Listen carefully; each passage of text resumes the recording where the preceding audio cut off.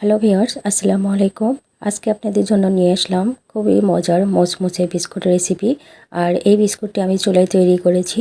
তো চুলায় তৈরি করেও কিন্তু খুবই সুন্দর বিস্কুট বানানো যায়।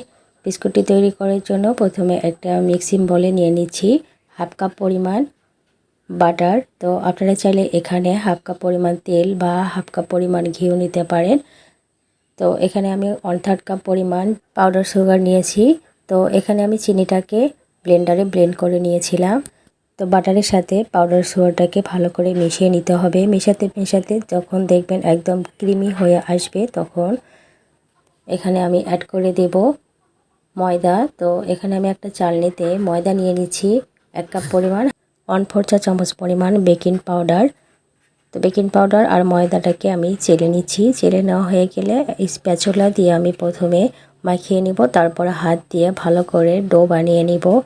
তো প্রথমে আমি স্প্যাচুলা দিয়ে মিশিয়ে নিয়েছি, তারপর হাত দিয়ে এভাবে ডোটা বানিয়ে নিয়েছি। আর মেশাতে মেশাতে দেখবেন এরকম একটা ডো হয়ে আসবে। তো দেখতে পাচ্ছেন ডোটা কেমন হয়েছে। তো এই ডোটাকে আমি এখন লম্বাভাবে রোল করে শেপ করে নেব। তো এভাবে কিন্তু লম্বাভাবে শেপ করে নিয়েছি। তো আপনারা চাইলে কিন্তু এই পর্যায়েও যে কোনো ধরনের বিস্কুটের শেপটা দিয়ে দিতে পারেন। তো এখন আমি একটা প্লাস্টিক র্যাপার দিয়ে এই রোলটাকে মুড়িয়ে নিচ্ছি।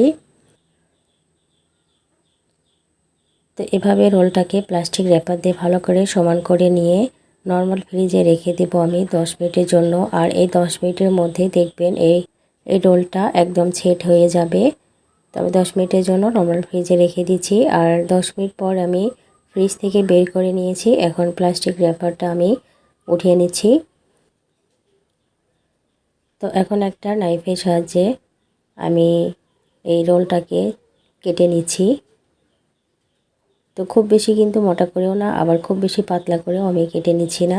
তো দেখতে পাচ্ছেন বিস্কুটের শেপটা কিন্তু আমার হয়ে গিয়েছে। তো এভাবে আমি সবগুলো কেটে নিচ্ছি। তো সবগুলো কেটে নিয়েছি। এখন আমি যে ট্রেতে বেক করব সেই ট্রেতে নিয়ে নিয়েছি। আর এখন আমি একটা কাঁটা চামচের সাহায্যে এভাবে মাঝখানে দিয়ে দিচ্ছি। দেখবেন সুন্দর একটা ডিজাইন হয়ে যাবে। তো সবগুলো আমি কাঁটা চামচ দিয়ে এভাবে কেটে নিচ্ছি। তো সবগুলো কেটে নিয়েছি। এখন আমি চুলায় বেক করব। চুলায় আগে থেকে হাঁড়ি আমি গরম করে নিয়েছি।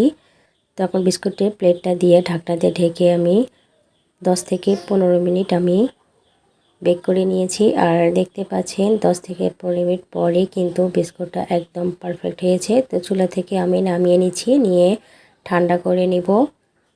তো চুলা থেকে নামিয়ে নিয়ে ঠান্ডা করে নিয়েছি। আর দেখতে পাচ্ছেন কতটা পারফেক্ট হয়েছে। তো এখন একটা সার্ভিং প্লেটে নিয়ে নিচ্ছি। আর এই বিস্কুটটি খেতে কতটা মজার সেটা বানিয়ে না খেলে কখনোই বুঝতে পারবেন না।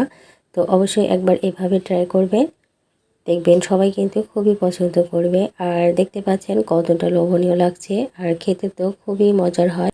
তো আপনাদেরকে একটা আমি দেখিয়ে দিচ্ছি, দেখুন কতটা পারফেক্ট আর কতটা মুচমুচে হয়েছে। তো এই বিস্কুটটি কিন্তু মুখে দিলেই মিলিয়ে যায়, এতটাই মজার। তো ভিডিওটি ভালো লাগলে লাইক কমেন্ট শেয়ার করবেন। আজকের মতো বিদায় নিচ্ছি। আসসালামু আলাইকুম।